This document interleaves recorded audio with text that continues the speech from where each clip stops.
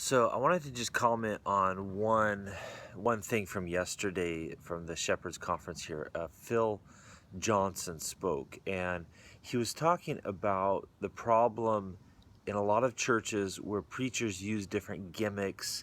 He talked about this preacher that came in for a sermon on a zip line, and another preacher that talked about how he turned his church into this war zone with the ushers dressed up in military costume and all that kind of stuff. Different gimmicks that just to try and get people's attention. And while I appreciated his focus on the fact that God's word is sufficient and that we need to just preach God's word and we don't need all these gimmicks, it just really felt like I guess you could say, threw the baby out with the bathwater. Like, I just felt that he was very critical to a number of other pastors. In particular, he mentioned like Andy Stanley, Bill Hybels, and not critical necessarily of their theology, but more just critical of their approach to ministry. And I understand that, yeah, maybe I'm not in agreement with their approach to ministry either.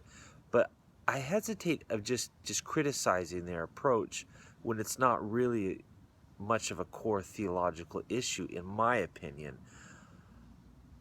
And I do agree with him that there are pastors out there that do certain just silly things, gimmicks, just to get attention, that are not necessary, that probably detract from preaching of God's word.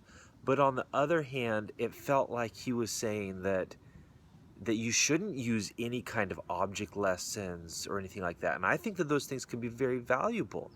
In fact, I was surprised that he didn't refer to, for instance, any of the preaching in the Bible, because you certainly have, like for an example, Ezekiel, who built little cities, model cities as illustrations for his sermons, who cooked or baked bread over a fire that was made with dung, who laid on his, he did these really weird things as illustrations to truth that God wanted him to speak, and as a way to get people's attention. So I don't think it's wrong to try to get people's attention if we do it with correct intentions, and if we do it in a way that doesn't detract from the truth, but actually focuses people's attention on truth. Because even Christ, I think some of the things that he did in his ministry were designed, why did he, for instance, when he healed the man, the blind man, why did he do this whole thing with mud and all that? That wasn't, he could have just said, oh, you're healed. There were a lot of circumstances where he did things to show people, listen, get their attention, say, here is the truth of the situation. And so I felt bad that Phil Johnson just kind of poo-pooed all that and said, oh no, you just get up here and preach and don't do anything at all to get people's attention.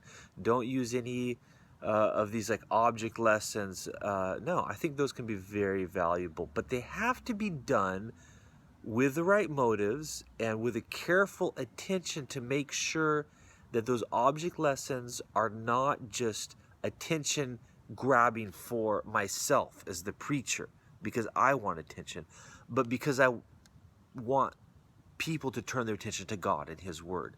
And I think that's kind of where it comes down to. In fact, he even talked about how one preacher asked people to remove their shoes when he was talking about the holiness of God. And he kind of like, oh, how stupid that is. Now, wait a minute. But God asked Moses to remove his shoes. So I think these kinds of actions actually can help to really cement truths in our minds. Certainly God used them. So why shouldn't we? And so anyway, just kind of some of my thoughts after Phil Johnson's talk yesterday at the Shepherds Conference here.